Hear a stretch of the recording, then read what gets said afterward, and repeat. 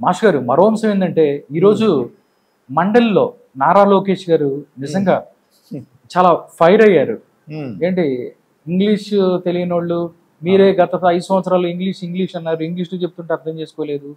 దీనికి సంబంధించి నారా లోకేష్ ప్రతిపక్షాన్ని ఎదుర్కొనే స్టైల్ చూస్తే నిజంగా అంతకుముందు ఎక్కడ నుంచి ఎలా మారిపోయారు, ఆ ట్రాన్స్ఫర్మేషన్ ఎలా చూస్తారు ఈ రోజు నారా లోకేష్ వాళ్ళ మీద ఫైర్ అయిన తీరుగానే వీటి గురించి ఏం మాట్లాడతారు? శాసనమండలిలో లోకేష్ గారు ఒక ఎడ్యుకేషనల్ డిపార్ట్మెంట్ ఒక మినిస్టర్ మంత్రిగా ఆయన మాట్లాడిన విధానం చూస్తుంటే ఇంకొక మినిస్టర్ గారు ఎవరినైతే కొద్దిగా భయం ఉంటారు. ఎందుకంటే వాళ్ళకి స్ట్రెంగ్త్ ఎక్కువ, మనందరూ తెలుసు శాసనమండలిలో వైసీపీ పార్టీకి ఫుల్ స్ట్రెంగ్త్ ఉంది. దాంతో బొత్స సత్యనారాయణ ఒక సీనియర్ ఒక ఆయన ఉన్నారు, ఆయన మాట్లాడితే మిగతా వాళ్ళందరూ కూడా భయపెట్టేద్దామని చూస్తుంటారు ఆయన. అటువంటిది ఈయన తన వాగ్దాటి అంటే అసలు ఏ విధంగా ఆయనకు ఏ పేరు లోకేష్ గారు ఏ విధమైన చట్టపేట తీసుకొచ్చారు, ఒక కావాలని సృష్టించారో అందరికి తెలుసు. అది అటువంటిది ఈయన చక్కగా అన్ని ఎక్స్ప్లెయిన్ చేస్తూ ఇంగ్లీష్ గురించి మాట్లాడుతూ అసలు ఏంటి 40 లక్షల ఉద్యోగాలు అన్నారండి. ఒక 9 నెలల్లో 40 లక్షల ఉద్యోగాలు అంటే అసలు అడిగిన వాళ్ళు దాన్ని అన్న కాన్సెప్ట్ అర్థం చేసుకోవాలి కదా. 40 లక్షల ఉద్యోగాలు సృష్టిస్తాము, గవర్నమెంట్ జాబ్స్ కాదండి, ఏదో విధంగా వస్తుంది. మనకేంటంటే అండి దీనికి ఇండస్ట్రీస్ని ఇన్వైట్ చేస్తాము, అంటే పారిశ్రామికవేత్తలు వస్తారు, వాళ్ళని స్టార్ట్ చేస్తారు. మనకి 5 years టైం ఉంది. అందరూ కూడా వైసీపీ గవర్నమెంట్ లేదంటే వైసీపీ గవర్నమెంట్లో ఉన్నటువంటి అంటే ఆ ఆలోచన అప్పుడు అలా కాకుండా 5 years టైం ఉంది వీళ్ళకి. ఈ 5 years టైంలో ఏం చేస్తారో చూడాలి కదా. పరిశ్రమలో 9 నెలలు కాదు, మనకి ఎన్ని నెలలు ఉన్నాయి చూసుకోండి. మనకి 60 నెలలు ఉన్నాయి, సంవత్సరానికి 12 నెలలు, 5 సంవత్సరాలు 60 నెలలు, 9 నెలలు అయింది. ఈ 9 నెలల్లో ఇచ్చేస్తాను ఎవరు చెప్తాను, నేను 9 నెలలు ఇచ్చేస్తాను, 9 days ఇస్తాను, 11 రోజులు ఇచ్చేస్తాను, 11 నిమిషాలు ఇస్తాను, ఉద్యోగాలు కల్పిస్తాం అని చెప్తామని చెప్తారు. డెఫినెట్ గా వస్తాయని కూడా వాళ్ళు అదే పని మీద ఉన్నారు. ఎందుకు సార్ టెస్లా కూడా ఎక్కడ టెస్లా ఎక్కడ వస్తుంది, ఇండియా మొత్తంలోనే ఆంధ్రప్రదేశ్ టెస్లా రావడం నిజంగా గొప్ప విషయం కదండి. దానికి సంబంధించి నిజంగా వార్తలు కూడా వస్తున్నాయి. రోజా గారు కానీ చాలా మంది పేరు నానిగారు, కొడాలి నానిగారు ఏంటి ఎలా మాట్లాడారు, ఏదో ఒక ఆహార పదార్థం మాట్లాడి పెట్టి అది పెట్టి మాట్లాడేవారండి. రోజా గారు ఇలా ఏం మాట్లాడతారని ఏం రాదని. ఇప్పుడు ఏంటో శాసనమండలిలో చూపించేసరికి అందరికి అర్థమైందండి, ఇది నిప్పులా చెలరగిపోయాడా అది. అవునండి, అంటే ఆయనలో ఏమవుతుంది అంటే సబ్జెక్టు ఉన్నవాళ్ళు ఎనీ టైం బాగా రాడు తెలియడండి, బాగా మాట్లాడగలరు, బాగా మాట్లాడగలుగుతున్నాడు. అంటే ఏదైతే పాదయాత్ర చేసిన తర్వాత ఆయన యువగళం పాదయాత్ర తర్వాత ప్రజల్లోకి వెళ్ళిన తర్వాత లోకేష్ ఆ లీడర్షిప్ క్వాలిటీస్ ని పెంపొందించుకుని ముందుకెళ్తున్నాడు.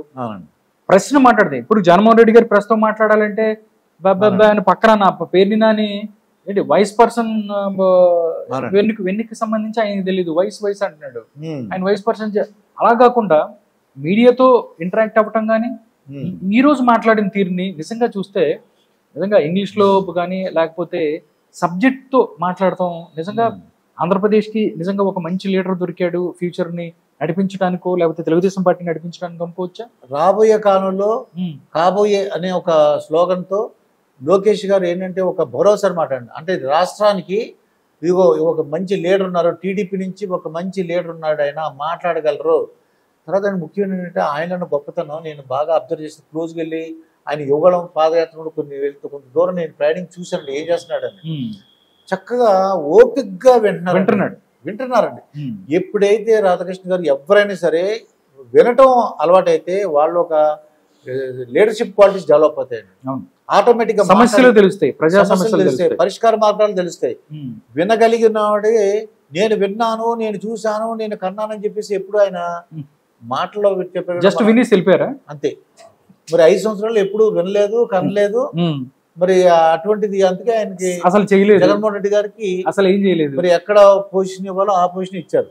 ఇక విషయం ఏంటంటే ఎప్పుడైతే ఎవరైతే అంటే ఒక సమస్యలు ప్రజల నుంచి తెలుసుకుని ఒక మంచి ఉద్దేశంతో పరిష్కరించాలి అనే ఉద్దేశంతో వాటి కానీ విన్నట్లయితే డెఫినెట్గా వాళ్ళకి ఒక మంచి అంటే సబ్జెక్ట్లో రాణించగలుగుతారండి.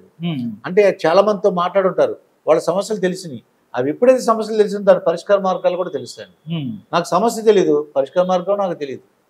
అందువల్ల శాసనమండలిలో ఫుల్ స్ట్రెంగ్త్ ఉన్న ఇది వైసీపీకి ఆయన మాట్లాడే ఉంది కాబట్టి, సబ్జెక్ట్ ఉంది కాబట్టి ఆయన మాట్లాడారు.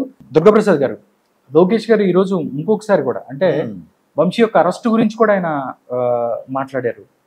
మాట్లాడి ఒకడు ఆల్రెడీ జైల్లో ఉన్నాడు, మీరు కూడా బెయిల్కి వెళ్తారా అంటే పిచ్చిగా మేము చేస్తే ఊరుకోము, ఒకవేళ ప్రభుత్వంలో దీనికి సంబంధించింది ఏది ఉంటే ఆధారం ఇస్తే అని చెప్పుకొని చాలా ఫైరీగా మాట్లాడారు. ఎలా చూస్తారు సార్? ఇప్పుడు బొత్స సత్యనారాయణ గారు ఏదో ఆరోపణలు చేశారండి వేగ్గా అంటే ఏంటి, ఏదో గాలి కబుర్లు అంటాం కదండి, గాలి కబుర్లతో మాట్లాడేశారు. గాలి కబుర్లు కాదు, ఆధారాలతో మాకు ఇవ్వండి, దాన్ని దర్యాప్తు చేస్తాం, మేము దీని గురించి విచారిస్తాము, దీన్ని వదిలిపెట్టాము, ఎంక్వైరీ చేస్తామని చెప్పారు. మీరు చెప్పిన వంశీ ఉన్నారు కదండి, వల్లభనేని వంశీ, ఆయన చేసింది గన్నవరంలో ఎంత అంటే మైన్స్ కానీ అలాగే భూ కబ్జాలండి, భూ కబ్జాలు, దాంతో పాటు పోలవరము, దాంతో పాటు పట్టిసీమ నుంచి కాలువల్లో మట్టిని కూడా తొమ్ముకుని పోయారండి గురుగారు. అవునండి, ఆ మట్టిని కూడా అమ్ముకున్నారండి. మట్టి అమ్ముకున్నారు సుమారుగా 150 నుంచి 200 కోట్ల వరకు ఆయన సంపాదించారని చెప్తున్నారు.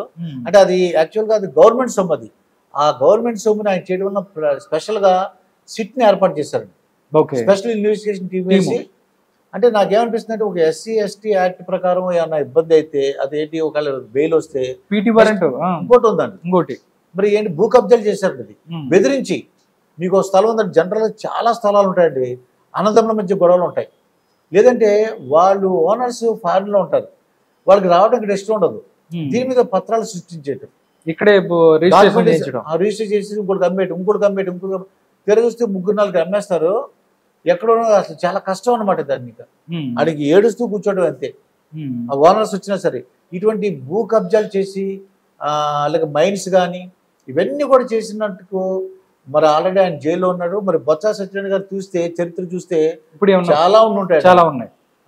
ఇప్పుడు పేర్ని నాని గారికి సంబంధించి రైస్ కి సంబంధించిన దాంట్లో మనం చూస్తే పేర్ని నాని గారు కూడా చాలా దారుణంగా నా వెడ్రు కూడా మీరు పీకలేరు అని చెప్పి కూడా మాట్లాడిన పరిస్థితి. అంటే తెలిసిపోయిందండి ఏమన్నా అంటే వైఫ్ ని అరెస్ట్ చేయలేదంటే ఒక ఐడియా వచ్చేసింది, డబ్బులు కడితే వదిలేశారు, ఆడమ్మనేసి కొద్దిగా జాలి చూపించారు, ఇలాగ ఇంకేం లేదు అని అనుకున్నాడు ఆయన. అనుకుని ఇంకా వెంటి ముక్క పీకలేరు ఇలాంటి మాట్లాడుతున్నారు. సార్ కొడాలానికి సంబంధించి కూడా కొడాలని కూడా అరెస్టు, ఎందుకంటే కొడాలి మీద చాలా కేసులు ఉన్నాయి ఆయన మీద కూడా. దానికి సంబంధించి వీళ్ళు ప్రభుత్వం గవర్నమెంట్ ఏదైతే పోయిన 5 సంవత్సరాల్లో జరిగి చూసి చూడకుండా వదిలిపెడతారు అని చెప్పి భావించనక్కర్లేదంటారా?